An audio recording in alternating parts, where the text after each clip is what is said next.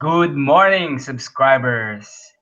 It's April the 1st, 2017, Saturday, 9 a.m. here in Sydney, and welcome to episode 12 of Complex Humans.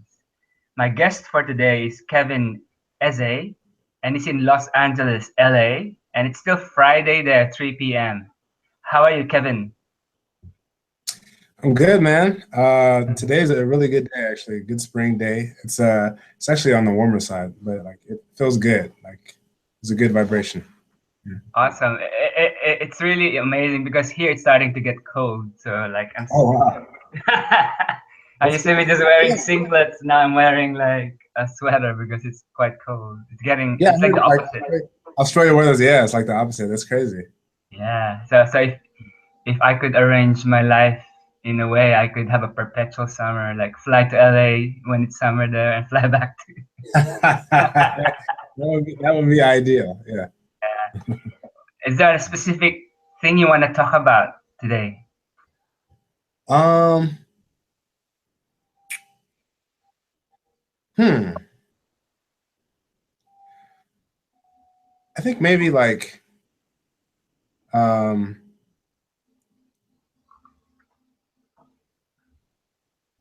like desire versus ego. That's a good one. That's a good one. Say more. That's been I don't know it's something that's been coming up for me like Mm. fairly recently. Just like trying to find or like decipher like the difference between like what feels like a sort of egoic like I got to get this done because it's like Mm.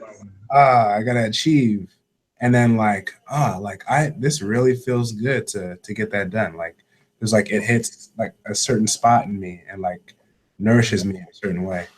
Yeah. Hmm.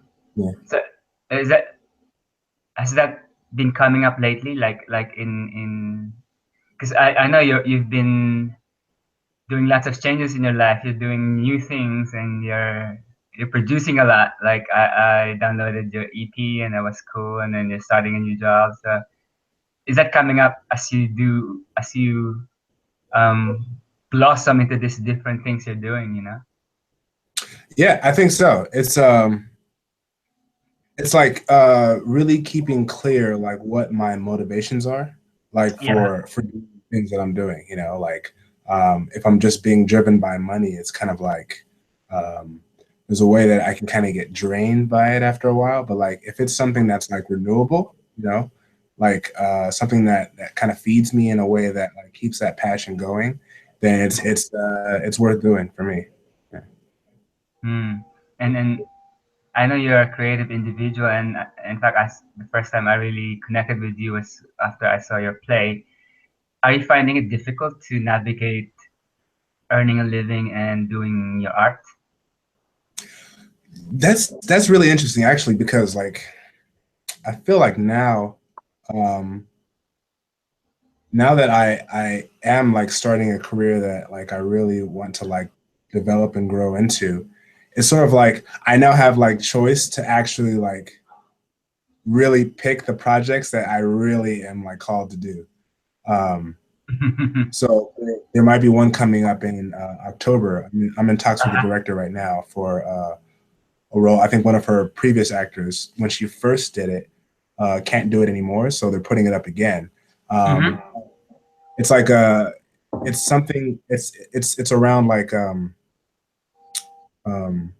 homelessness that's going Ah, on in Los Angeles. Yeah, and like that's a really big thing that I do. So I do a lot of volunteering on Skid Row, and Skid Row. so yeah, so that's something that's like it hits me like in my core. So that's like just to do that kind of and like so like finding those kind of projects that like really mean something versus Mm, like taking oh I can do that, oh I can do that, it's like really focusing in on that's a project that's like yeah, that's the thing.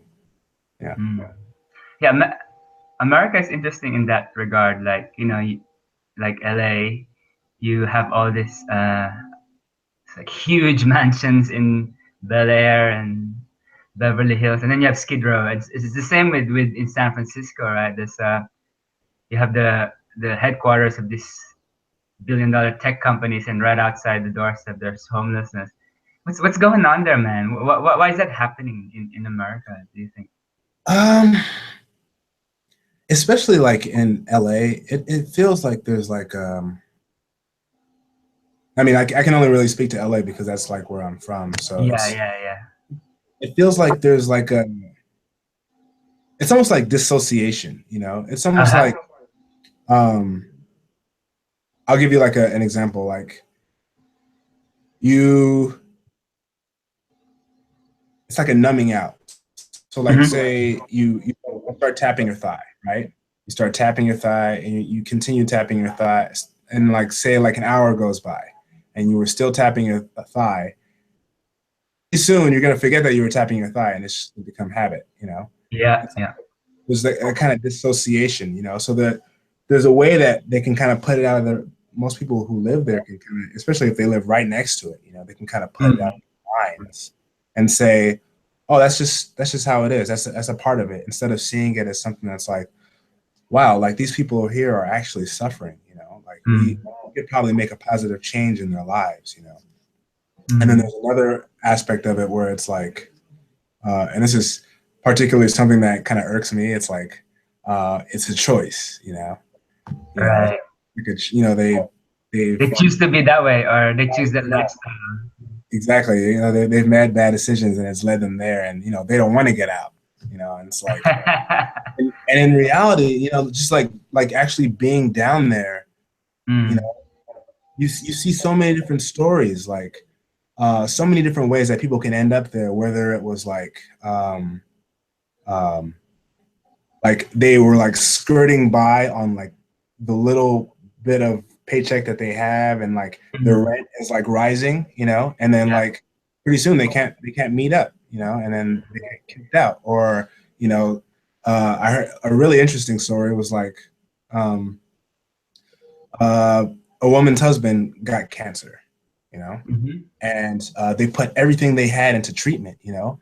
And pretty soon, when he passes, you know, they put all that into treatment, and you know, she's out because she wasn't working enough to support, you know, whatever setup that they had, and then Mm. she's out, you know. So there's so many different stories, and then when you just limit it to like, oh, it's a choice, you know, they have drug problems, and you know, it's like Yeah. that really hits me on my core, you know.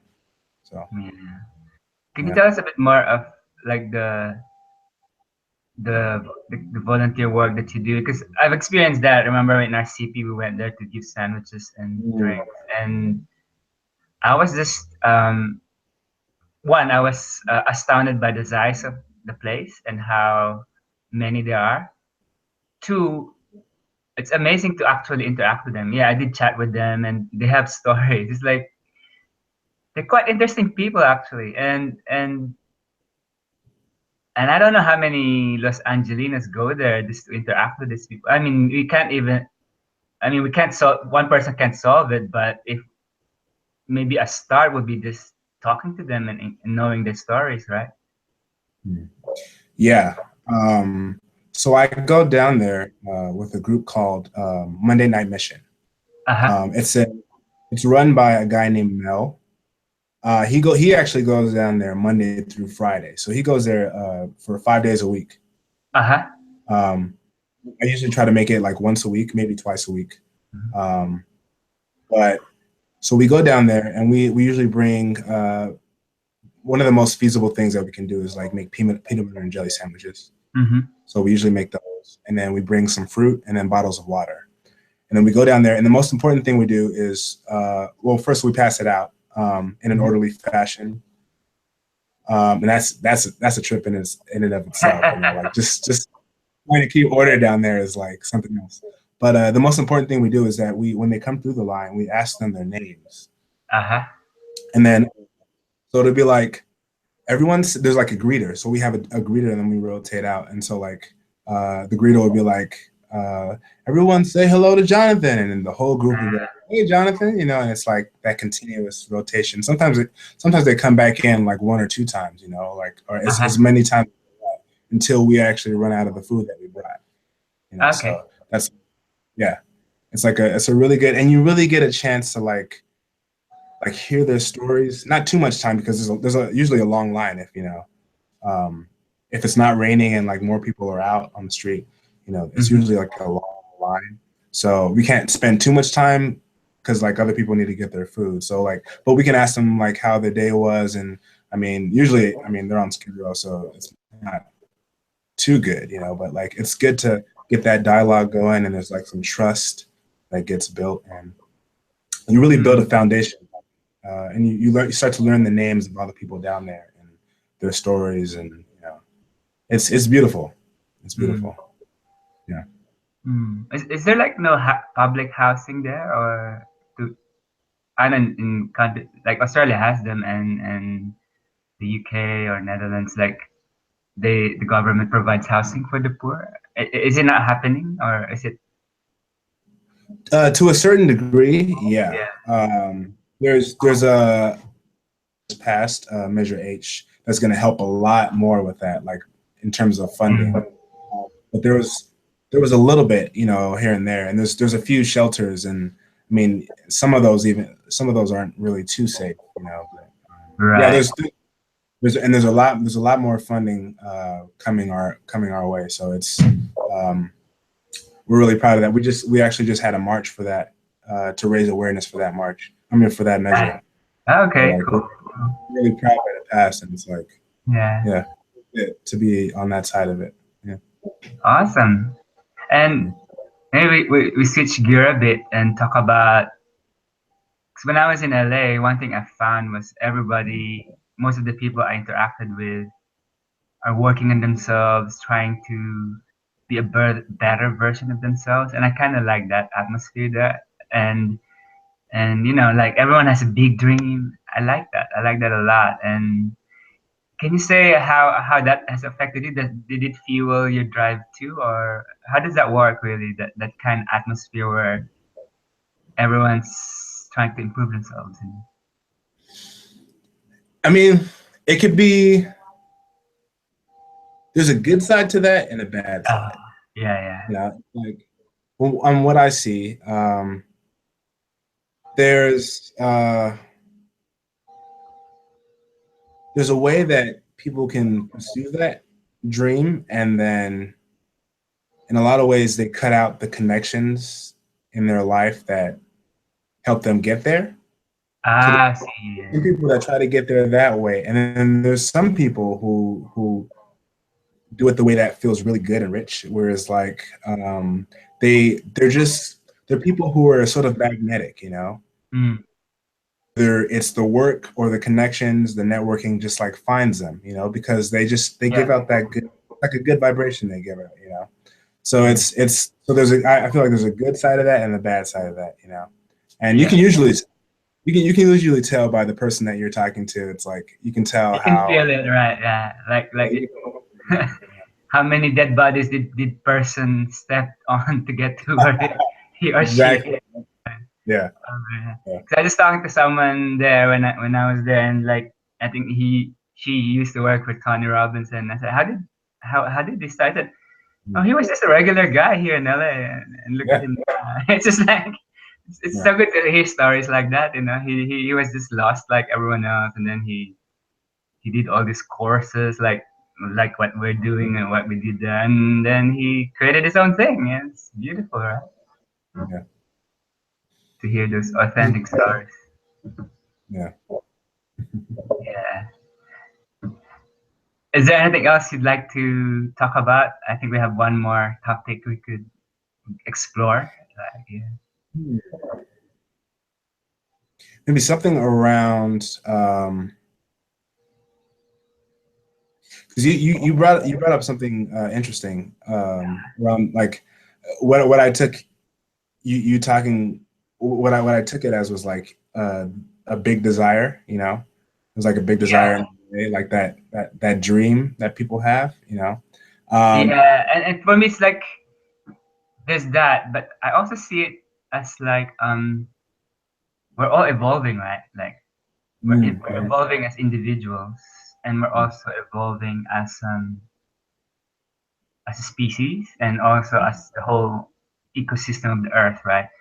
yeah, And like here in Australia, there's this thing that people call tall poppy syndrome, wherein if you rise if you rise above the crop, you get cut down because people wanna be like seen as equal. You don't wanna rise up too much.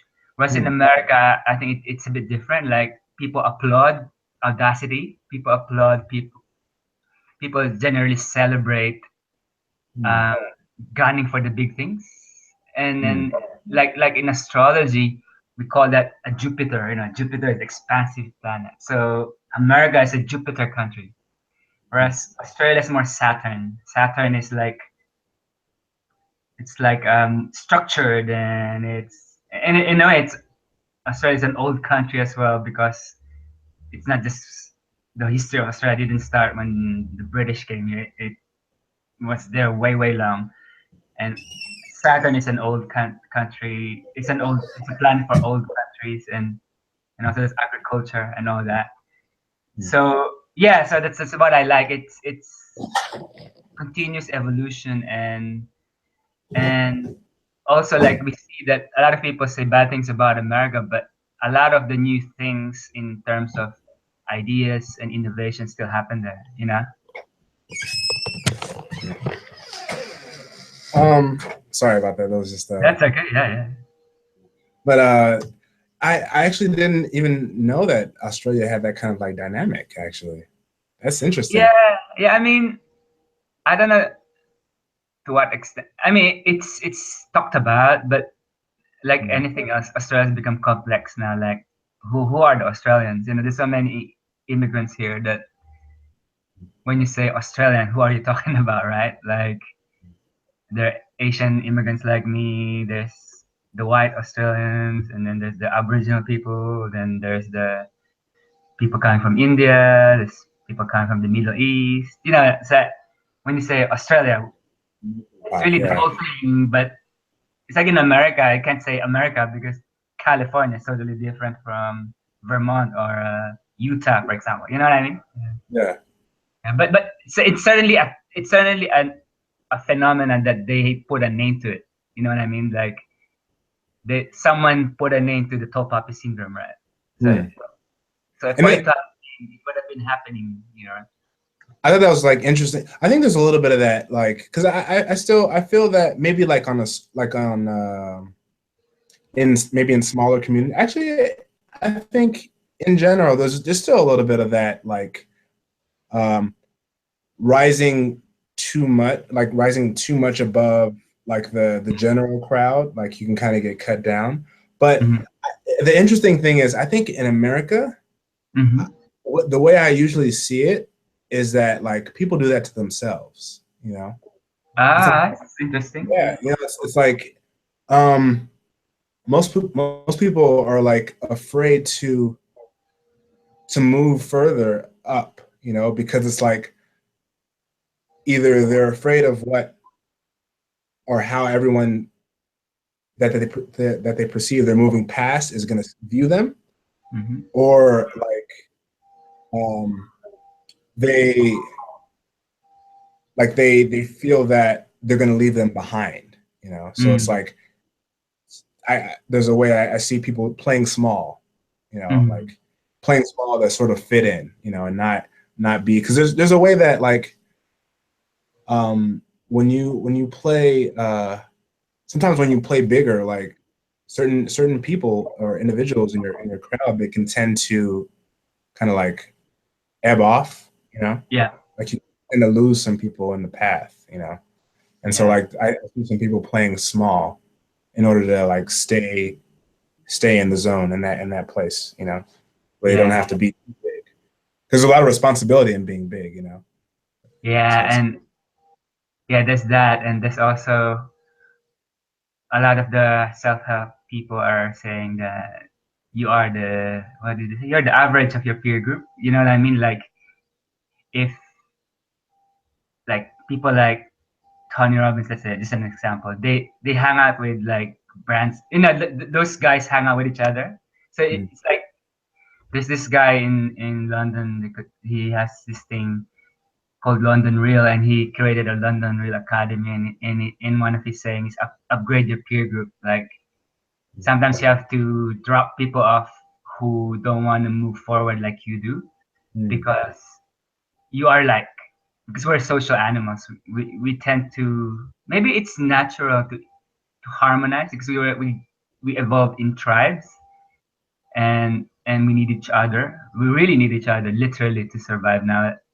People don't see it, but we're so dependent on each other. Like I can't Mhm. make my own clothes, I can't make my own shoes. So I'm dependent on this system that interlinks every one of us, right? That links that makes food show up in the supermarkets or in the restaurants. So we're all linked.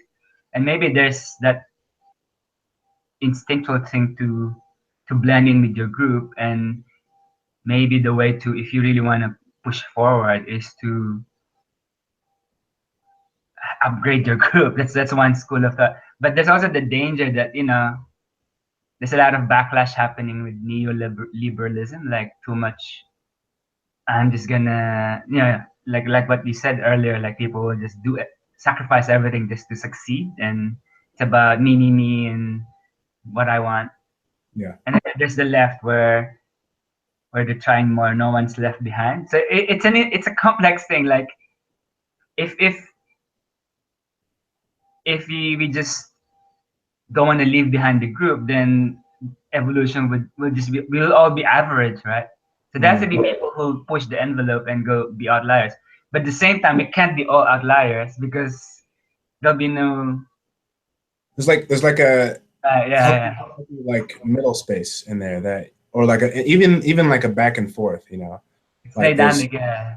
there's a time for each thing, and then it forms like it not homeostasis, but there's like a you find a natural balance and like a play between the two. Yeah, Yeah. yeah. Or maybe people could choose roles. Like, Yeah. do you want to be an outlier, or do you want to be like? I mean, we judge now the caste system in the past, but maybe they did have a role to play. Like, maybe some people, let's say, for example, I was born in a certain caste. Maybe I'm just happy there. Maybe the caste system is okay if there's mobility between the castes. Mm. Because the problem with consumers democracies is everyone's made to feel bad because they're not keeping up with. It's just like a mad race for everyone. Like, but maybe we should give people the chance to opt out. Like, I don't want to be part of this game where it's all about how many shoes I have, how many cars. You know what I mean? Maybe it's okay not to play that game, right? Yeah. And then that we shouldn't make them feel bad. Cool. We're about to hit our time. Is there anything else you want to say? And Um. No, I I'm actually appreciative of this conversation because yeah, yeah, a lot of this is what's been coming up, so it's like it's cool to like hash it out with somebody. Yeah. yeah. I find it because this is unplanned and something just emerges out of the back and forth. And Yeah. yeah. Yeah. Oh, maybe but let's end with this. Like, can you just tell us one of your? So you told us about the acting project for the about homelessness. Is there any other personal project you'd like to tell people? And Well, yeah. My brother-in-law and I we're still kind of bouncing around with what the name of the entity is going to be, but we want uh-huh. to we're going to build eventually a collective of musicians that are Awesome. going to come together and create a certain sound, like a type of music. And we're working on. We each have our own individual projects, but like we're going to do a lot of like interplay and work between each other's projects. And Uh-huh.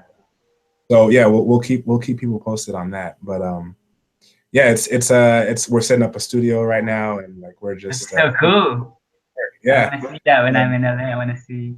exactly. So whenever I see those sound people, there's so many buttons. It's like, how do you even know? yeah, It's not really buttons. It's those knobs. It's like huge. That's a yeah. bit. It's a very specific skill, right? Sound mixing. Yeah, but so that's something that we're really excited about, and it's gonna be Awesome. yeah, So maybe you can come back in another episode when it's a bit more out there, and we could talk about it. Yeah. no problem at all. Yeah. Awesome. Thank you, Kevin. And folks, thank you for watching. Complex Humans. As always, please like this video, share it around, comment, and if you haven't subscribed, using the subscribe button below so that when the next episode comes in, you'll be the first to know. So thank you, Kevin. Enjoy the rest of your afternoon in Los Angeles. All right, man. You too. Yes. Thank you.